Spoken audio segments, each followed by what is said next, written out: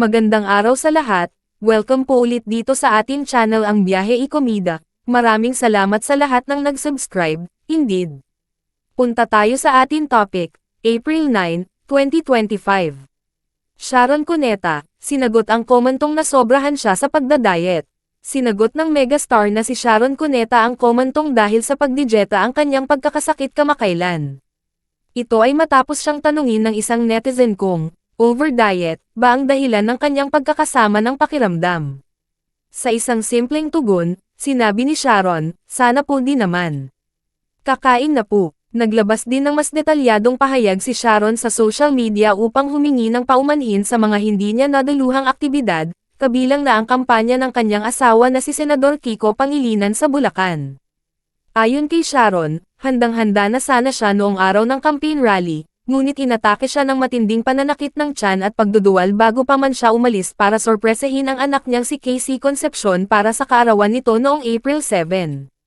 Ani Sharon, ang totoo po, nagkasakit po ako nang di ko pa po dinanas sa buong buhay ko, kahit po ganun, lumipad pa rin ako para makasama ang anak ko ng isang gabi man lang. Ngunit maging sa birthday dinner ni Casey ay hindi na siya nakasalo dahil sa patuloy na pagduduwal.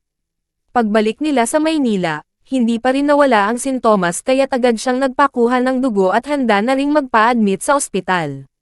Maswerte raw na lumabas na normal ang kanyang mga resulta, kaya't pinaiinom na lamang siya ng mga pampalakas tulad ng Pocari Sweat at Ersflora upang mapanumbalik ang lakas at maiwasan ang dehydration. Patuloy pang kwento ni Sharon, lugaw at saging lamang ang kanyang kinakain, at hindi pa siya bumabangon ng matagal dahil nakararamdam pa rin siya ng pagkahilo. Bilang pagtatapos ng kanyang post, humingi si Sharon ng paumanhin sa mga sumuporta sa kampanya sa Bulacan.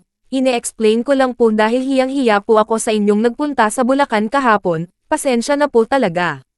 Maraming salamat po, love you all. Dagdag pa ng kanyang mister na si Kiko Pangilinan, mas mahalaga pa rin ang kalusugan ni Sharon kaysa sa anumang aktibidad. E-follow ang Facebook ni Sharon Cuneta para sa mga bagong update.